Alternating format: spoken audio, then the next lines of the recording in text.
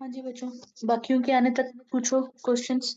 तो लास्ट पे किसी ने ट्रैक्ट ऑफ लीस्ट शोर के बारे में पूछा था। वो इस तरह बच्चे कि स्पाइनोटेक्टल जो ट्रैक्ट है ना, स्पाइनोसॉइड ट्रैक्ट्स हैं, उनके अंदर जो फाइबर इंटर होते हैं ना लेटरल ट्रैक के अंदर, वो भी दो ग्रुप्स में स्प्लिट होते हैं। यानी कि ज़ाहिर है पेन और टेम्परेचर दो चीजें कैरी करें, तो पेन वाले अपना अलग ग्रुप बना लेते हैं। वो ट्रैक्ट विद इन ट्रैक्ट है, तो उसको ट्रैक्ट ऑफ लीस्ट शोर कहते हैं। ठीक है। और ये सारा टेक्स्ट, सारी चीजें जो है ये स्नेल से ही है। ठीक है। पिक्चर्स मैंने बाहर की सी यूज की कि स्नेल में बहुत ही मतलब अनक्लियर सी पिक्चर्स थी। स्ट्रक्चर्स नजर ही नहीं आ रहे थे प्रॉपर, जस्ट लाइंस ड्रॉ की हुई थी, तो इसलिए जो है उसको ज्यादा नहीं यूज किया। लेकिन टेक्स्ट जो है वो सारा स्नेल से रिलेटेड है। ठीक है, सारा डेटा स्नेल से रिलेटेड है, तो आप इंशाल्लाह इसके साथ बुक रख के पढ़ेंगे तो आपका कवर हो जाएगा। ये पढ़ के एक मरतबा बुक से गो थ्रू करिएगा, और उसके बाद जो है जस्ट बेशक किसी से रिवाइज कर लीजिएगा। इसमें हर चीज फ्लो चार्ट।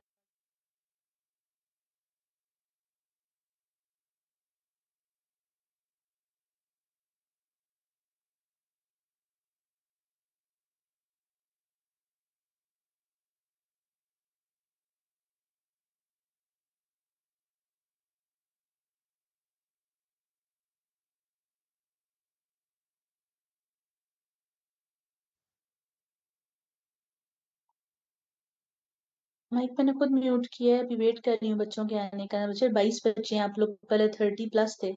बाकी लोग आ जाएं तो फिर हम कंटिन्यू करते हैं।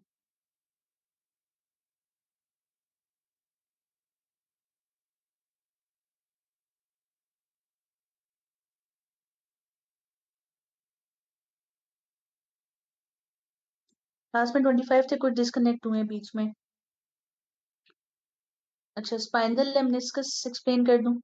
अच्छा, जिस डिफरेंट टाइप के जो ट्रैक्ट्स है ना, जब वो कंबाइन होकर चलते हैं ना, तो वो लेमनिस्कस कहलाते हैं।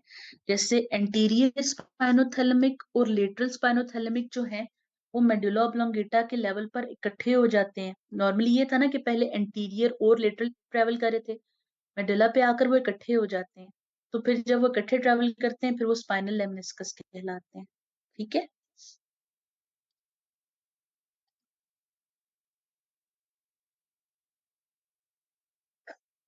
और कोई चीज?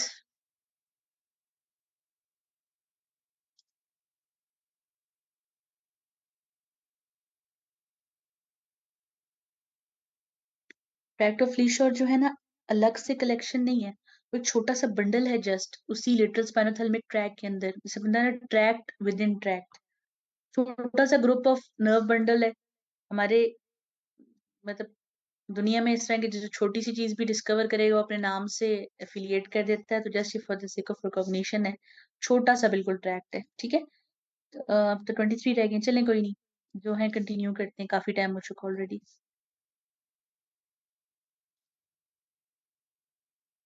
Recording in progress. In tracts की क्लिनिकल रेलेवेंस की बात करते हैं। क्लिनिकल रेलेवेंस इन ट्रैक्ट्स की क्लिनिकल रेलेवेंस इन ट्रैक की ये है कि अगर इंजरी हो जाए तो क्या सेंसेशन या क्या मोडेलिटी लॉस होगी। ठीक है। जाहिर है ट्रैक्स का काम सेंसेशन कैरी करना है, और अगर ये काम करना छोड़ देते हैं तो वो सेंसेशन कैरी नहीं होगी। अगर टच कर रहे हैं तो टच फील नहीं होगा, पेन का स्टिमुलस देते हैं, पेन कैरी नहीं होगा। जैसे कि अगर लेटरल स्पाइनोथैलेमिक ट्रैक को इंजरी हो जाए, तो ऑपोजिट साइड का पेन और थर्मल सेंसेशन बिलो द लियन खत्म हो जाएगी। फॉर एग्जाम्पल T3 के लेवल पे, यानी थर्ड जो थोरेसिक वर्टिब्रा नंबर 3 है, इसके लेवल की जो स्पाइनल कॉर्ड है, स्पाइनल सेगमेंट T3 है, इससे नीचे अगर तब इंजरी हो गई है, ठीक है, तो इस लेवल पे इंजरी है, इससे नीचे के जो पेन, टेम्परेचर, टच है, वो एब्डोमेन से रिलेटेड हो गया, लोअर लिम्ब से रिलेटेड हो गया, वो कैरी नहीं होगा। लेकिन अपर लिम्ब का जाहिर है इससे ऊपर है कि T1 तक ब्रेकियल प्लेक्सस है, जाहिर है, तो वो कैरी होगा। अपर लिम्स में पेन आएगा, टेम्परेचर पता चलेगा, लेकिन लोअर लिम्स में फीलिंग नहीं होगी। ठीक है।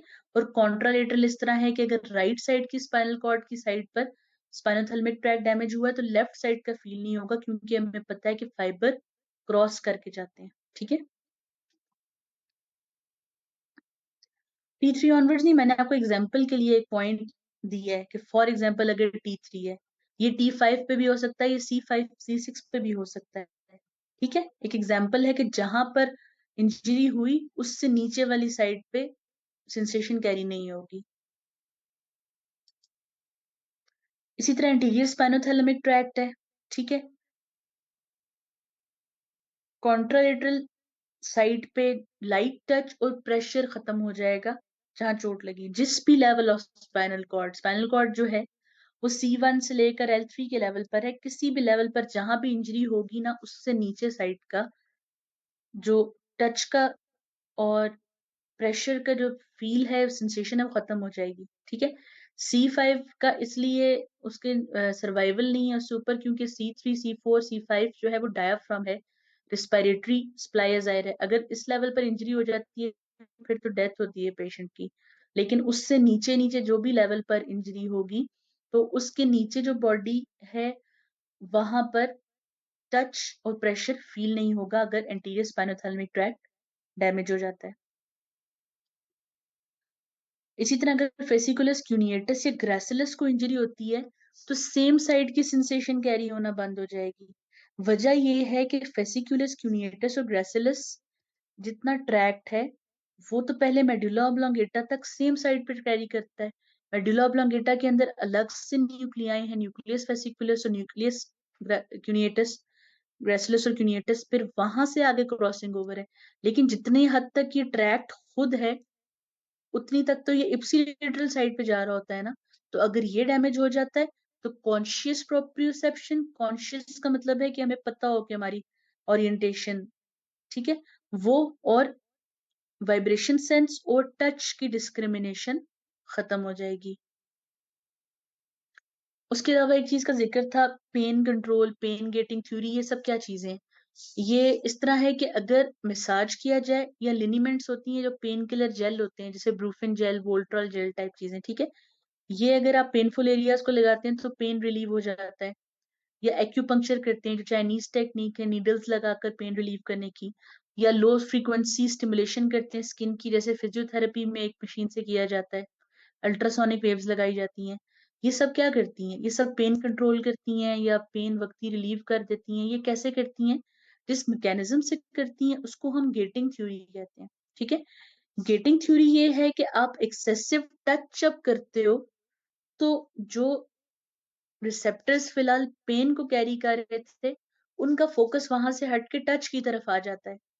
ठीक है, यानी कि जो गेट वो है जैसे, यानी कैरी करने का पाथवे, जैसे कि सर्किट्स वाले गेट होते थे, एंड गेट और गेट, उस तरह है कि गेट क्लोज हो गया पेन का और कैरी होने लगी है टच की सेंसेशन, तो पेन कंट्रोल हो जाता है।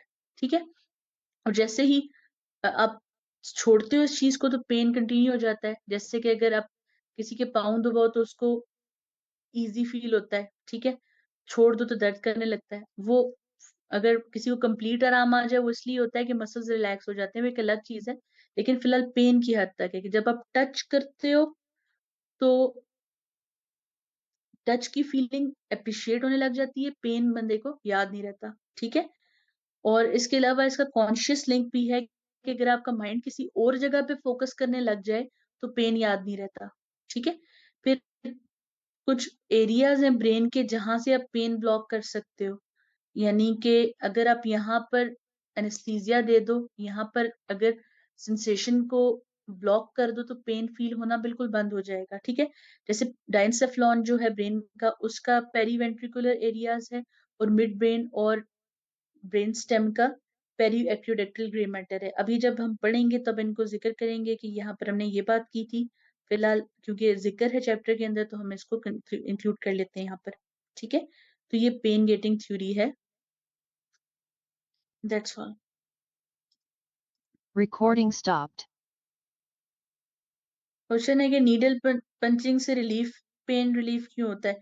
बच्चे इंसर्ट नहीं करते वो नीडल, वो हल्का सा उसका टच देते हैं और वो प्रॉपर पिंच वाली नीडल नहीं होती, वो डिफरेंट होती है, ब्लंट काइंड ऑफ। ठीक है, यानी कि वो उस तरह इंजेक्शन की तरह अंदर नहीं घुसाते, वो स्किन पे उसका टैप देते हैं, बहुत कंट्रोल टेक्निक होती है। तो जस्ट वो आपको इतना फाइन टच करवाती है कि आप फाइन टच पे फोकस करने लग जाते हो, पेन भूल जाता है, इस तरह। ठीक है, अच्छा चलो, ऑर्डर्स ऑफ न्यूरॉन में रिपीट कर देती हूँ। और कोई चीज और बताते जाएं, आप लोगों को समझ आया कि नहीं? अंदाजा हुआ अगर आप लोगों में से किसी ने न्यूरो पहले पढ़ी हुई है कि ये अच्छा खासा कॉम्प्लिकेटेड स्टफ है। मैंने बहुत कोशिश की है कि जितना आसान ये हो सकता था किया जाए, लेकिन अभी चीज इतनी कॉम्प्लिकेटेड है कि इससे ज्यादा सिंप्लीफाई करना मुझे लग रहा था कि पॉसिबल नहीं है। ठीक है,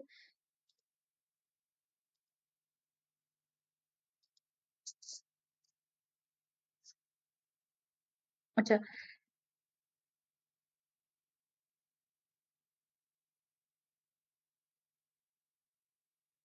फर्स्ट सेकंड और थर्ड ऑर्डर न्यूरॉन्स थे। ये क्या था?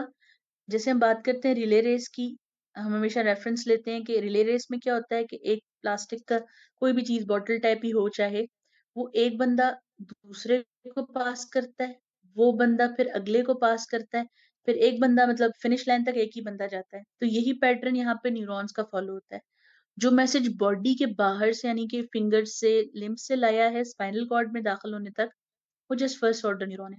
ठीक है, प्राइमरी अफरेंट न्यूरॉन कहेंगे कि प्राइमरी सेंसेशन लेकर आया, रिसेप्टर से इंफॉर्मेशन लेकर आया। ठीक है, अब ये न्यूरॉन जो है इसकी सेल बॉडी जो है, ये बाहर एक गैंग्लिया जो बनता है ना, डोर्सल रूट गैंग्लियन, इसके अंदर मौजूद होगी। ठीक है, और एक्सॉन इसका बाहर बॉडी में था। ठीक, अब ये फिर क्या करेगा, एक प्रोसेस इसका स्पाइनल कॉर्ड के अंदर इंटर हो जाएगा। अब स्पाइनल कॉर्ड के अंदर जो है अगला न्यूरॉन मौजूद है जिसका नाम है सेकेंड ऑर्डर न्यूरॉन। ठीक है, सेकेंड ऑर्डर न्यूरॉन की सेल बॉडी यहाँ मौजूद है। ठीक है, और उसका एक्सॉन जाएगा आगे। ठीक, एक्सॉन आगे जाएगा, और सेकेंड ऑर्डर का एक्सॉन कहाँ तक जाएगा? थैलेमस तक। और उसके बाद थैलेमस के अंदर थर्ड ऑर्डर न्यूरॉन की सेल बॉडी है, उसके साथ साइनेप्स करेगा। फिर थर्ड ऑर्डर न्यूरॉन का एक्सॉन आगे सप्लाई कर देगा जहां पे एरिया तक मैसेज लेकर जाना है। ठीक है, अच्छा। ये हेडेक है कि ascending and descending tracks mix हो जाते हैं, इनको कैसे याद रखना है? बच्चे देखें, असेंडिंग और डिसेंडिंग जो है ना, असेंडिंग सारी सेंसेशन से रिलेटेड है, वो डिफरेंट जगह पर जा रही होंगी, डिफरेंट जगह पर डिकोस्टेट कर रही होंगी एज कम्पेयर टू, मतलब असेंडिंग डिसेंडिंग का डिफरेंस है। कल जब हम डिसेंडिंग ट्रैक्स पढ़ेंगे ना इंशाल्लाह, इन सब चीजों को हम दोबारा कंपेयर कर करके चलते जाएंगे। बेस्ट तरीका एक जैसी चीजों को याद रखने का कंपैरिजन होता है। ठीक है, कंपैरिजन इंपॉर्टेंट है। ये ऐसे था तो वो ऐसे है, इस तरह करके याद रहेगा, वरना मिक्स होता रहेगा। आप इसको चार्ट की तरह कर सकते हैं कि एक लाइन लगाएं सेंटर में, एक तरफ एक के पॉइंट्स, एक तरफ दूसरे के पॉइंट।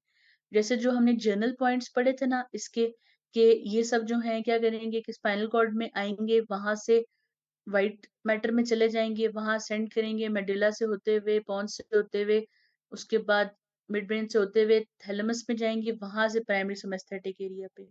उनकी निस्बत जब डिसेंडिंग देखोगे तो वो आएंगे ही सेरिब्रल कॉर्टेक्स से आएंगे, आकर पैरामिडल एक्स्ट्रा पैरामिडल में डिवाइड हो जाएंगे न्यूक्लिया के हिसाब से, उसके बाद वो डिसेंड करेंगे।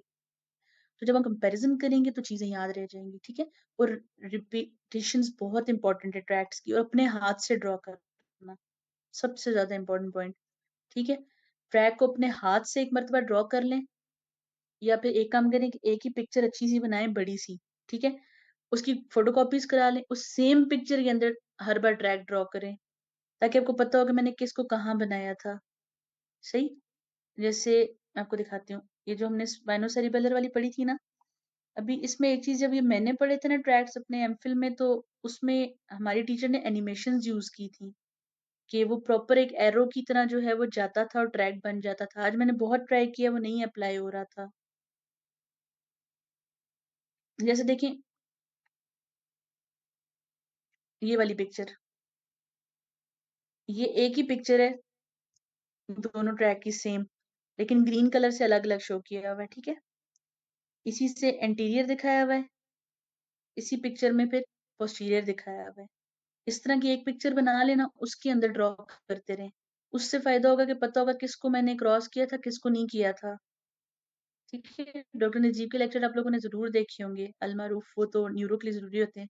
मैंने भी खाली स्पाइनल टेक्टल इंट्रैक्ट्स के लिए देखे थे। तो उसमें भी देखिए कलर्ड मार्कर्स यूज करते हैं, इससे भी याद रह जाता है।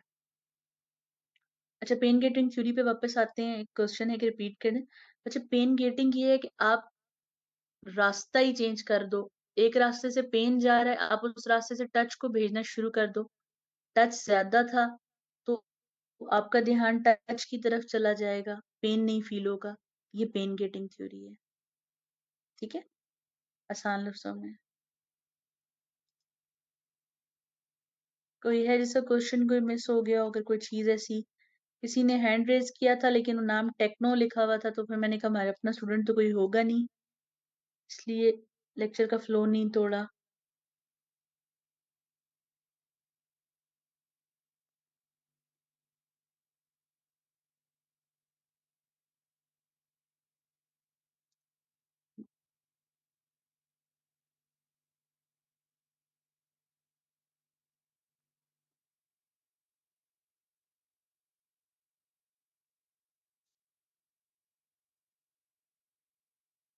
अच्छा, डोर्सल कॉलम का जनरल पाथवे ये है बच्चे कि ट्रैक जो है ना, इस तरह है जनरली के फर्स्ट ऑर्डर न्यूरॉन एंटर हुआ है स्पाइनल कॉर्ड के अंदर। ठीक है, उसके बाद जो सेकंड ऑर्डर न्यूरॉन है ना, उसने वो जाकर मेडुला ऑब्लोंगेटा के अंदर होगा। ठीक है, यानी कि फर्स्ट ऑर्डर न्यूरॉन ही जाएगा मेडुला ऑब्लोंगेटा तक, वहां रिले करेगा। फिर सेकंड ऑर्डर न्यूरॉन जो है वो आर्क की तरह उसके फाइबर्स होंगे, जिनको इंटरनल आर्कुएट फाइबर्स कहेंगे। फिर वो नॉर्मली बाकी ट्रैक्ट्स की तरह पे कैरी होने लग जाएंगे। फर्क सिर्फ किस पॉइंट पे आएगा कि इसमें डिकोसेशन जो है, या सेकंड ऑर्डर न्यूरॉन्स जो हैं जो क्रॉसिंग ओवर वाले हैं, वो मेडुला के लेवल पर है, बाकी सब में स्पाइनल कॉर्ड के लेवल पर है। तो ये चीज बस यहाँ पे याद रखने की है। तो मैंने बताया ना कि जो एक्सेप्शन है उसको याद रख लो कि ये अलग था। कलेक्टिवली कितने ट्रैक्ट्स हैं? दो ट्रैक्ट्स, एंटीरियर और लेटरल स्पाइनोथैलेमिक। दो ट्रैक्ट्स जो हैं ये मतलब क्यूनिएटस और ग्रेसिलस हैं। चार। ठीक है, स्पाइनोसेरिबेलर दो हैं, इंटीरियर और पोस्टीरियर। उसके अलावा चार ये छोटे ट्रैक्ट्स हैं, स्पाइनोटेक्टल, स्पाइनो ओलिवरी, स्पाइनो रेटिकुलर, इस तरह करके। ठीक है, मेन आप तीन ही कहेंगे जब पूछेंगे, तो बताएंगे three major tracts and three others हैं, तो फिर अदर्स में फिर आपने बता देने हैं ये तीनों। ठीक है, इस तरह आपने देखा होगा बुक में भी लिखा होगा अदर असेंडिंग पाथवेज लिखा हुआ है, अदर, उनकी मतलब कोई कैटेगरी नहीं बताई हुई, इस तरह।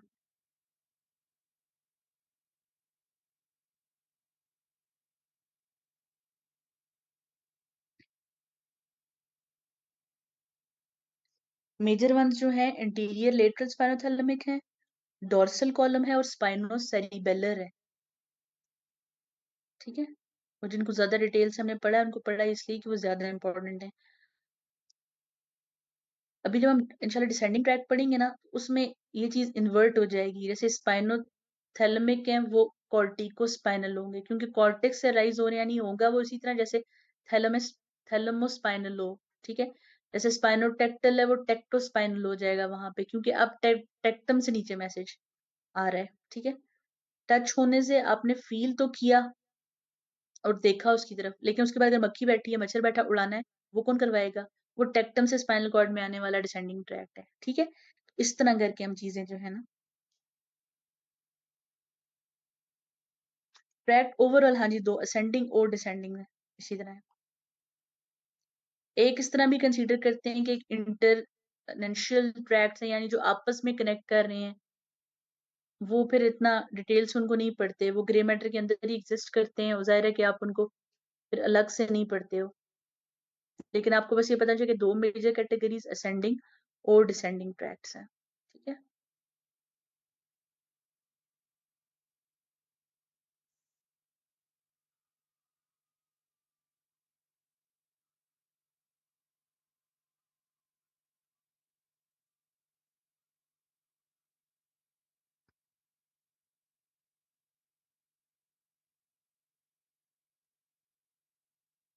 चलो ठीक है बच्चों, इसको प्लीज एक मर्तबा जो है वो बुक से देखकर कल की क्लास में आना। ठीक है, ताकि ये चीजें जहन में हों, तो फिर कल हम रिलेट करेंगे, हर चीज में जिक्र करेंगे, कल हमने ये किया था, कल ऐसे किया था। Snail book more than enough. Snail वाहिद ऐसी बुक है जिसमें किसी के दो राय नहीं होती, वरना बीडी पे, स्नेल पे, केएलएम पे, ग्रेस पे लड़ाई लगी रहती है। स्नेल जो है वो बेस्ट है। डॉक्टर नजीब की वीडियो देख सकते हैं, टाइम बहुत लगता है, देखना चाहते हैं तो कोई मसला नहीं, उससे नोट्स बना लें। लेकिन टीचर्स की प्रायोरिटी भी स्नेल होती है, तो वो फिर अक्सर चीजें होती हैं जैसे जो लेटरल में एंटीरोमीडियल और एंटीरोलेटरल ग्रुप्स थे ना ग्रे मैटर में, उसमें डिफरेंट लिखा हुआ है। स्नेल में और है, एक दो टेक्स्ट मैंने और पढ़े उसमें और था, लेकिन जाहिर है हम स्नेल को फॉलो करें तो मैंने यहाँ स्नेल वाला ही लिखा है। तो फिर एमसीक्यूज में आपको प्रॉब्लम हो जाती है, बाकी रिटर्न में तो काम चल जाता है। ठीक है, तो इसलिए बुक में तक ही रहे। चलो ठीक है बच्चों, अल्लाह हाफिज।